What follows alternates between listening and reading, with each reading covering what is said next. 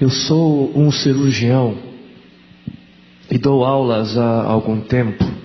E por 13 anos vivi em companhia de cadáveres e durante a minha carreira estudei anatomia a fundo. Posso, portanto, escrever sem presunção a respeito de morte como aquela.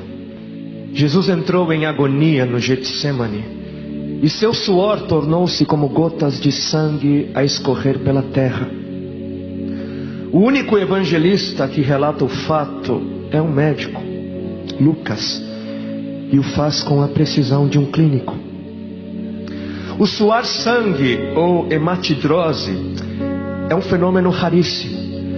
É produzido em condições excepcionais.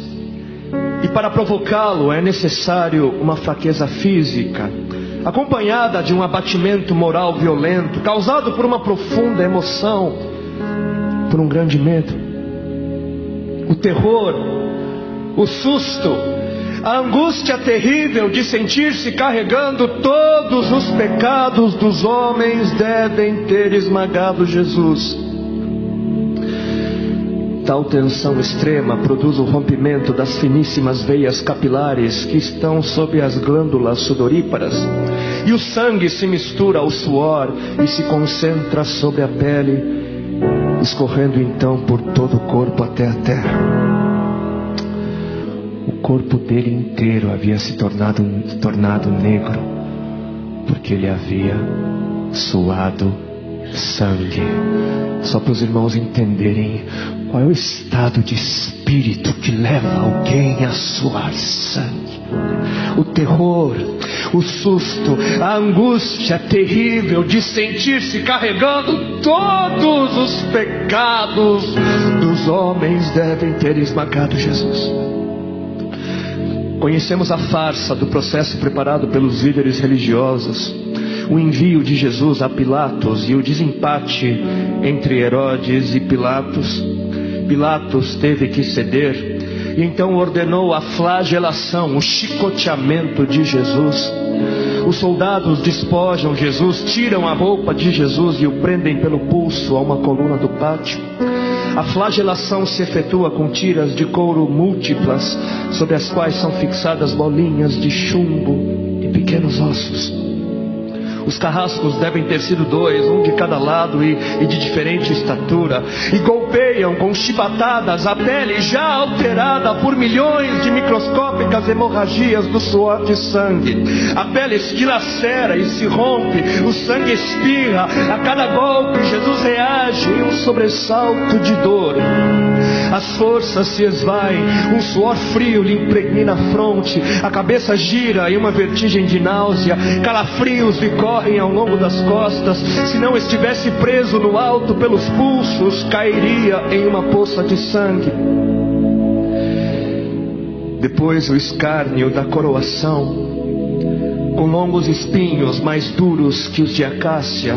Os algozes entrelaçam uma espécie de capacete e o aplicam sobre a cabeça de Jesus. Os espinhos penetram no couro cabeludo, fazendo-o sangrar, e os cirurgiões sabem o quanto sangra o couro cabeludo. Pilatos, depois de ter mostrado aquele homem dilacerado à multidão feroz, o entrega para ser crucificado. Colocam sobre os ombros de Jesus o grande braço horizontal da cruz, que pesa uns 50 quilos. A estaca vertical já está plantada sobre o Calvário. Jesus caminha com os pés descalços pelas ruas de terreno irregular, cheias de pedregulhos. Os soldados o puxam com as cordas. O percurso é de cerca de 600 metros. Jesus, fatigado, arrasta um pé após o outro, frequentemente cai sobre os joelhos e os seus ombros estão cobertos de chagas, de ferimentos. Quando ele cai por terra, a viga lhe escapa, escorrega e lhe esfola o dorso. Sobre o Calvário tem início a crucificação. Os carrascos despojam o condenado, tiram a roupa do condenado, mas a sua túnica está colada nas chagas dos ferimentos, e tirá-la produz dor atroz. Quem já tirou uma atadura de gás de uma grande ferida percebe do que se trata. Cada fio do tecido adere, cola a carne viva, e ao levarem a túnica se laceram as terminações nervosas postas em descoberto pelas chagas. Os carrascos dão um puxão violento, e há um risco de toda aquela dor provocar uma síncope. Mas ainda não é o fim. O sangue volta a escorrer. Jesus é deitado de costas. As suas chagas se incrustam de pequenos elementos. Depositam-no sobre o braço horizontal da cruz. Os algozes tomam as medidas. Com uma broca é feito um furo na madeira para facilitar a penetração dos pregos. Os carrascos pegam um longo prego pontudo e quadrado, apoiam-no sobre o pulso de Jesus e com um golpe certeiro de martelo o plantam e o rebatem sobre a madeira. Jesus deve ter contraído o rosto assustadoramente. O nervo mediano foi lesado. Pode-se imaginar aquilo que Jesus deve ter provado: uma dor lancinante, agudíssima, que se difundiu pelos dedos e espalhou-se pelos ombros, atingindo o cérebro. A dor mais insuportável que um homem pode provar, ou seja, aquela produzida pela lesão dos grandes troncos nervosos, que provoca uma síncope e faz perder a consciência. Mas em Jesus não. O nervo é destruído só em parte, e a lesão do tronco nervoso permanece em contato com o prego. E quando o corpo for suspenso na cruz, o nervo se esticará fortemente como uma corda de violino esticada, e a cada solavanco, a cada movimento, vibrará despertando dores dilacerantes.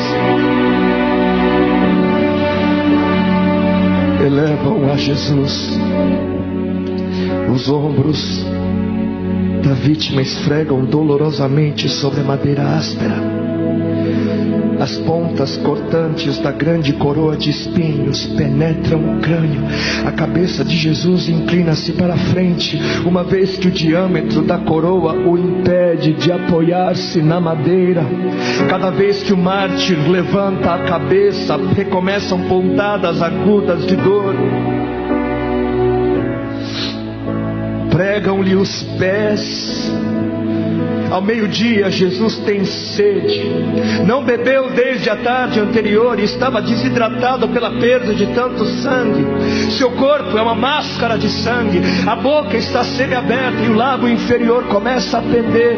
A garganta seca lhe queima, mas ele não pode engolir. Tem sede. Um soldado lhe estende sobre a ponta de uma vara uma esponja com bebida ácida de uso entre os militares. Tudo aquilo é uma tortura atroz.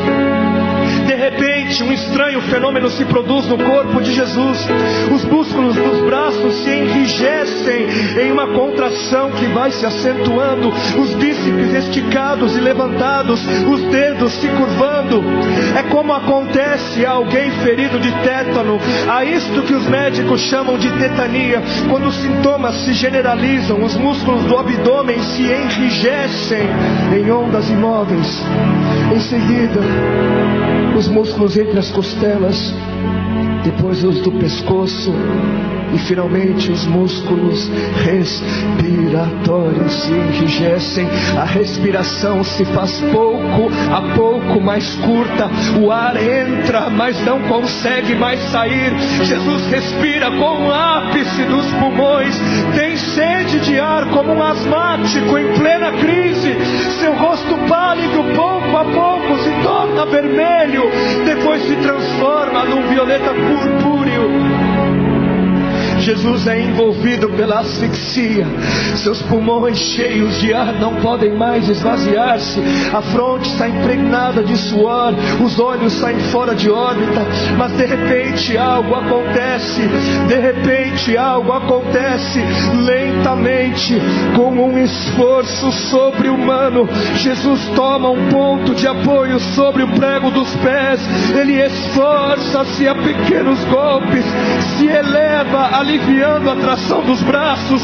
Os músculos do tórax se distendem, a respiração torna-se mais ampla e profunda, os pulmões se esvaziam e o rosto recupera a palidez inicial. Mas por quê? Por que este esforço? Por quê? Porque Jesus quer bradar: Pai, perdoa-lhes porque não sabem o que fazem. E logo em seguida o corpo de Jesus começa a afrouxar-se de novo e a asfixia recomeça. Foram transmitidas 7 frases pronunciadas por ele na cruz, e cada vez que quer falar ele deverá elevar-se, tendo como apoio o prego dos pés. Inimaginável!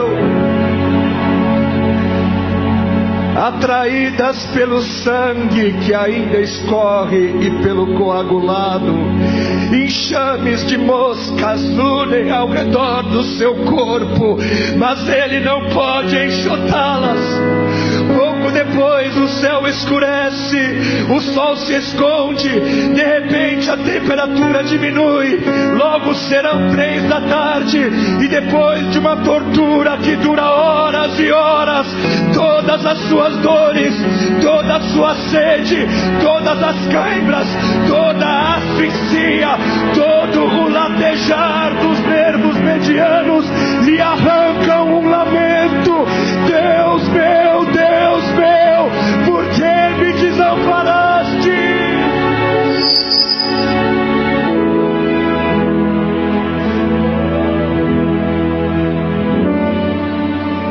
Jesus grita: está consumado! E em seguida, num grande brado, diz: Pai, nas tuas mãos entrego meu espírito.